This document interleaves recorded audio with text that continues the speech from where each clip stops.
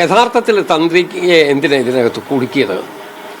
കാരണം ശബരിമലയുടെ ഭരണപരമായ കാര്യത്തിനകത്ത് ഒരു തന്ത്രിക്കും അധികാരമില്ല. അവർ താന്ത്രിക വിദ്യ പറയും എന്നുള്ളതല്ലാതെ അഡ്മിനിസ്ട്രേറ്റീവായിട്ടുള്ള കാര്യത്തിനകത്ത് അവർ ഇടപെടാറുമില്ല, ഇടപെടുകയും ചെയ്യുന്നത് ശരിയല്ല. ഈ പർട്ടിക്കുലർ കേസ് വന്നപ്പോൾ അതിനകത്ത് വേറൊരു ടേണിംഗ് പോയിൻ്റ് ഉണ്ടായി. തന്ത്രിയെ കുടുക്കിയതോടുകൂടി ഈ കേസിന് വേറൊരു മാനമുണ്ടാക്കാനാണ് ഇതിൻ്റെ പിന്നിൽ പ്രവർത്തിച്ച ആളുകൾ ശ്രമിച്ചത് എന്നുള്ളത് വളരെ കൃത്യമായില്ലേ? എന്തായിരുന്നു അങ്ങനെയൊരു തന്ത്രം കാണിക്കാനുള്ള കാര്യം? അങ്ങനെ ഈ കേസിനകത്ത് ഒരു ഡിസ്റ്റോർട്ടഡ് വേർഷൻ ഉണ്ടാക്കാനും അങ്ങനെ തന്ത്രിയെ കൂടി ഇതിനകത്ത് കൊടുക്കാനും ഇടയാക്കിയ സാഹചര്യം എന്താ എന്നുള്ളത് ഗവൺമെൻറ് പറയണ്ടേ? കാരണം SIT എന്ന് പറഞ്ഞാൽ മാത്രം പോരല്ലോ. SITയെ കൺട്രോൾ ചെയ്യുന്ന ഗവൺമെൻറ്റില്ലേ? ആ ഗവൺമെൻറ് ഈ കാര്യത്തിൽ എന്താ പറയുന്നത് എന്നുള്ളത് ജനങ്ങൾക്കറിയണം. യഥാർത്ഥത്തിൽ ശബരിമല കൊള്ള നടത്തിയത് ആരാണ് എന്നുള്ളത് ഏറെക്കുറെ കൃത്യമായിട്ട് എല്ലാവർക്കും അറിയാം. തന്ത്രിയെ കൂടി കുടുക്കിയതോടുകൂടി ഈ കൊള്ളക്കാരെ രക്ഷിക്കാൻ പറ്റുമോ എന്നുള്ളതാണ് ഇവർ നോക്കിയത് എന്നുള്ളത് യാഥാർത്ഥ്യമല്ലേ? ഇപ്പോൾ കോടതി തന്നെ പറഞ്ഞിരിക്കുന്നു അതിനൊരു കണിക പോലുമില്ലെന്ന്, സത്യത്തിൻ്റെ ഒരു കണിക പോലുമില്ലെന്ന്. അഡ്മിനിസ്ട്രേറ്റീവായിട്ട് ഇതിന് ഉത്തരവ് കൊടുത്ത ആരാണ്? തന്ത്രിയെ അറസ്റ്റ് ചെയ്യുന്നതിന് വേണ്ടി ഉത്തരവ് കൊടുത്ത ആരാണ്? ആ ഉത്തരവ് എന്തിൻ്റെ അടിസ്ഥാനത്തിലാണ് കൊടുത്തത്? അവർക്കിതിനെക്കുറിച്ച് എന്തെങ്കിലും തെളിവുണ്ടായിരുന്നു എങ്കിൽ ജനങ്ങളോട് അത് പറയണ്ടേ? അപ്പോൾ ബോധപൂർവമായി ഒരു തെരഞ്ഞെടുപ്പിന് തൊട്ട് മുമ്പ് ഈ കേസ് ഡിസ്റ്റോർട്ടഡ് വേർഷൻ ഉണ്ടാക്കി രക്ഷപ്പെടുന്നതിന് വേണ്ടി ശ്രമിച്ച ചില ആളുകളുണ്ട്. അവരാണ് യഥാർത്ഥത്തിൽ ഈ കൊള്ളക്കാർക്ക് കൂട്ടുനിൽക്കുന്നത്. അതാണ് ഇവിടെ നമ്മൾ കണ്ടുകൊണ്ടിരിക്കുന്നത്. അല്ലാതെ SIT ഒരു തെളിവുമില്ലാതെ അവർക്കത് ചെയ്യാൻ പറ്റുമോ? തെളിവുള്ള കാര്യങ്ങൾക്കല്ലേ SITക്ക് മുന്നോട്ട് പോകാൻ പറ്റൂ? തെളിവില്ലാത്തൊരു കാര്യത്തിന് എങ്ങനെയാണ് SIT മുന്നോട്ട് പോകുന്നത്? അപ്പോൾ ഒരു ബാഹ്യസമ്മർദ്ദം ഉണ്ടായി എന്നുള്ളത് യാഥാർത്ഥ്യമല്ലേ? ആ ബാഹ്യസമ്മർദ്ദം ചെലുത്തിയത് ആര് എന്നുള്ളത് ഇനിയെങ്കിലും തുറന്നു പറയാൻ കഴിയണം. ഉദ്യോഗസ്ഥന്മാരായതുകൊണ്ട് അവർക്ക് ഭയപ്പാടാണ്, അവർ പറയില്ല. ആ ഭയപ്പാടിൻ്റെ ഒരു അടിസ്ഥാനത്തിലാണല്ലോ തന്ത്രിയെ തന്നെ കൊടുക്കാൻ ഇടയായത്. കോടതി പറയുന്നു തെളിവിൻ്റെ ഒരു കണിക പോലുമില്ലെന്ന്. ഇനി ഈ ഗവൺമെൻറ് എന്താ മറുപടി പറയുന്നത്? ഈ തന്ത്രിയെ കുടുക്കിയതാണ് എന്നുള്ള അഭിപ്രായം കോൺഗ്രസിന് പൊതുവായി ഉണ്ടോ? അത് തന്ത്രിയെ കുടുക്കിയതാണ് എന്നുള്ളത് കോടതി വിധിയിൽ നിന്നാണ് നമ്മൾ വായിച്ചെടുക്കുന്നത്. കോടതി വിധി എന്താ പറഞ്ഞത്? ഇതിലെ തെളിവിൻ്റെ ഒരു കണിക പോലുമില്ലെന്ന്. തെളിവിൻ്റെ ഒരു കണിക പോലുമില്ലാത്ത ഒരു കാര്യത്തിനകത്ത് ശബരിമലയിലെ തന്ത്രിയെ എന്തിനാണ് ഇൻവോൾവ് ചെയ്യിച്ചത്? അവിടെയാണ് കുടിക്കുന്നത് എന്നുള്ളത് യാഥാർത്ഥ്യമല്ലേ? അതിനാണ് ഉത്തരം പറയേണ്ടത്. ആ ഉത്തരം പറയേണ്ട ഉത്തരവാദിത്തപ്പെട്ട ഗവൺമെൻറ്റിൻ്റെ ആളുകളാണ്.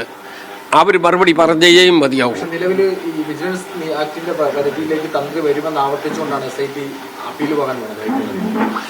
ഞാൻ അപ്പീൽ പോകാൻ ഒരു കോടതിയുടെ വിധി നമ്മുടെ മുമ്പിൽ നിൽക്കുകയല്ലേ?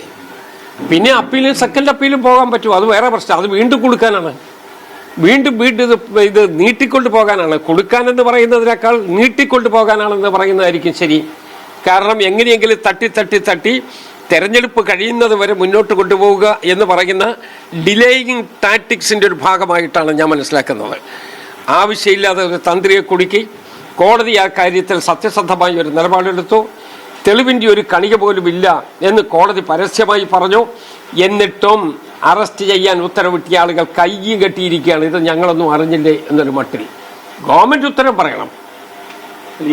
SIT കോൺസ്റ്റിറ്റ്യൂട്ട് ചെയ്തത് കോടതിയുടെ നിർദ്ദേശപ്രകാരമല്ല. SIT കോൺസ്റ്റിറ്റ്യൂട്ട് ചെയ്ത കോടതിയുടെ ഉത്തരവാണ്. പക്ഷേ SITക്കുള്ള ആളുകളെ വിടുന്ന അഡ്മിനിസ്ട്രേറ്റീവ് ഡിസിഷനാണ്. ഒരു ഡിപ്പാർട്ട്മെൻറ്റിനകത്ത് അഡ്മിനിസ്ട്രേറ്റീവ് ഡിസിഷൻ ഉണ്ട്. ആ തീരുമാനത്തിൻ്റെ അടിസ്ഥാനത്തിലാണ് ഏതെല്ലാം ഉദ്യോഗസ്ഥന്മാരെ സ്പെയർ ചെയ്യാൻ പറ്റും എന്ന് പറയുന്നത്. അതിനകത്ത് വേണമെങ്കിൽ കോടതിക്ക് പാനൽ ചോദിക്കാം. എന്നാലും ഗവൺമെൻറ് ആ പാനൽ കൊടുക്കുന്നത്. ആ പാനലിനകത്തുനിന്ന് മാത്രമേ ആളുകളെ അപ്പോയിൻറ്റ് ചെയ്യാൻ പറ്റൂ.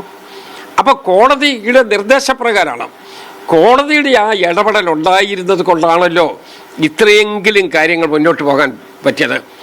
അതേ കോടതി തന്നെയല്ലേ പറയുന്നത് ഒരു തെളിവിൻ്റെ ഒരു കണിക പോലും ഇല്ലാതെയാണ് തന്ത്രിയെ കുടുക്കിയതെന്ന്. അത് കോടതി അപ്പോൾ ആദ്യം പറഞ്ഞത് ശരി, രണ്ടാമത് പറഞ്ഞത് ശരിയല്ല എന്ന് ആർക്കെങ്കിലും പറയാൻ പറ്റുമോ? ഉദ്യോഗസ്ഥരെ സംശയിക്കേണ്ടതുണ്ടോ? ഉദ്യോഗസ്ഥരില്ല. ഉദ്യോഗസ്ഥരെന്ന് പറയുന്ന ഒരു മുഖം മാത്രമാണ്. ഇതിലെ പിന്നിൽ ഡയറക്ഷൻ ആരുള്ളതാണ് എന്നുള്ളതാണ് പ്രശ്നം. അതിന് പിന്നിൽ കളിച്ചിട്ടുള്ളതാരാണ്? വെറുതെ ഇങ്ങനെയൊന്നും വരില്ലല്ലോ.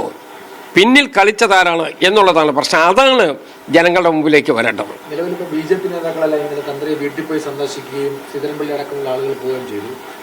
അവരോട് കുറേ നേരം സംസാരിക്കും. അതുമായി ബന്ധപ്പെട്ട് അവരുടെ ഒരു പിന്തുണ പരസ്യമായി തന്ത്രിക്ക് ഒരു ഐക്യദാർഢ്യം അർപ്പിക്കുന്ന തരത്തിലേക്ക് പോയി. കോൺഗ്രസ് അത്തരത്തിൽ നീക്കത്തിലേക്ക് നമ്മൾ ഇതിനകത്തെ പൊളിറ്റിക്സ് ആയിട്ട് തിരിക്കേണ്ട കാര്യമില്ല. ഇവിടെ വീട്ടിൽ പോകാം, സന്ദർശിക്കാം, ആർക്ക് വേണമെങ്കിലും പോകാം. നമുക്ക് സൗകര്യം ഉണ്ടെങ്കിൽ സമയമുണ്ടെങ്കിൽ നമ്മൾ കൃത്യമായിട്ട് പോകാൻ അനുവദിച്ചാൽ അതിനൊന്നും ഒരു പ്രശ്നമില്ല. അതല്ലല്ലോ ഇതിൻ്റെ പ്രധാനപ്പെട്ട കാര്യം.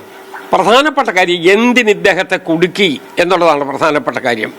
അതിനെല്ലാം ഉത്തരം വരേണ്ടത്. അദ്ദേഹം ആരോപിക്കുന്നത് യുവതീ പ്രവേശനം ആചാര ലംഘനം, അതിനൊന്നും താൻ കൂട്ടുനിന്നില്ല, അതിന് പ്രതികാര നടപടി എന്നോണമാണ് സർക്കാർ ഇങ്ങനെ ഇടപെട്ടതെന്ന്. അപ്പോൾ അത്തരത്തിലൊരു അദ്ദേഹത്തിന്റെ ആരോപണത്തിൽ കഴമ്പുണ്ടെന്ന് കോൺഗ്രസ് വിശ്വസിക്കുന്നുണ്ടോ? യഥാർത്ഥത്തിൽ അദ്ദേഹമായിട്ട് എന്തിനാ ഇവർക്ക് തർക്കം? അദ്ദേഹമായിട്ട് നേരിട്ട് തർക്കം ഉണ്ടാകേണ്ട ഒരു കാര്യം ഉള്ളതായിട്ട് ഇതുവരെ ആരും പറഞ്ഞിട്ടില്ലല്ലോ. തന്ത്രിയെക്കുറിച്ച് ഇവർക്ക് ആർക്കും ഒരു ആക്ഷേപം ഇതുവരെ പറഞ്ഞതായി പുറത്തൊന്നും വന്നിട്ടില്ലല്ലോ. അപ്പോൾ യുവതീ പ്രവേശനത്തിൻ്റെ കാര്യത്തിൽ അദ്ദേഹം ധൈര്യപൂർവ്വം ഒരു തീരുമാനമെടുത്തിരുന്നത് കറക്റ്റാണ്. അദ്ദേഹം നടയടയ്ക്കാൻ പറഞ്ഞു. നടയടച്ചത് കൊണ്ട് മാത്രമാണ് ആ സ്ത്രീകൾ അതിൻ്റെ മേളിൽ ശ്രീകോവിലിനകത്ത് കയറാതെ പോയത്. അത് ഗവൺമെൻറ്റിന് ക്ഷീണമായിപ്പോയി എന്നുള്ള യാഥാർത്ഥ്യമാണ്. ഞാനിതിനകത്തെ ഗവൺമെൻറ്റിൻ്റെ ക്ഷീണക്കുറവും ഒന്നും ആലോചിക്കുന്നതേയില്ല. ഒരു ഗവൺമെൻറ് ചെയ്യരുതാത്ത നടപടികളിലെ ഒരാളിനെ കൊടുക്കുക, എന്നിട്ട് അറസ്റ്റ് ചെയ്യുക, 40 ദിവസം ജയിലിൽ പാർപ്പിക്കുക. കോടതിയിൽ ചെന്ന് കഴിഞ്ഞപ്പോൾ കോടതി പറയുന്നു ഇതിൻ്റെ തെളിവിൻ്റെ ഒരു കണികയില്ലെന്ന്. ഇതിനേക്കാൾ കൂടുതൽ അപമാനം ഒരു ഗവൺമെൻറ്റിനുണ്ടാകാനുണ്ടോ? കടകംപള്ളി സുരേന്ദ്രനിലേക്ക് എത്തിയ സമയത്ത് തന്ത്രിയിലേക്ക് വഴിതിരിച്ചു വിട്ടതാണ്. വഴി തിരിച്ചു എന്ന് പറയാൻ കാരണം ഈ വഴി തെറ്റിക്കുന്നവരുണ്ട് എന്ന് പറയുന്നതല്ലേ. അപ്പോൾ അങ്ങനെ വഴിതെറ്റിക്കേണ്ട കാര്യം എന്ത്? ഒരു ക്രിമിനൽ ഒഫൻസ് വന്നു ഒരു ഗവൺമെൻറ്റിൻ്റെ മുമ്പിൽ, പോലീസ് ഇൻവെസ്റ്റിഗേഷന് വേണ്ടി ചുമതലപ്പെട്ടു, കോടതി തന്നെ ഇൻവെസ്റ്റിഗേഷൻ കറക്റ്റായി പോകണമെന്ന് നിർദ്ദേശിച്ചു. പിന്നെ ഗവൺമെൻറ് വേറെ ഒന്നും അതിനകത്ത് നോക്കേണ്ട കാര്യമില്ലല്ലോ. തെളിവില്ലാത്ത ആളുകളെയൊക്കെ അതിനകത്ത് പ്രതികളാക്കുന്നതാണോ ഒരു ഇൻവെസ്റ്റിഗേഷൻ?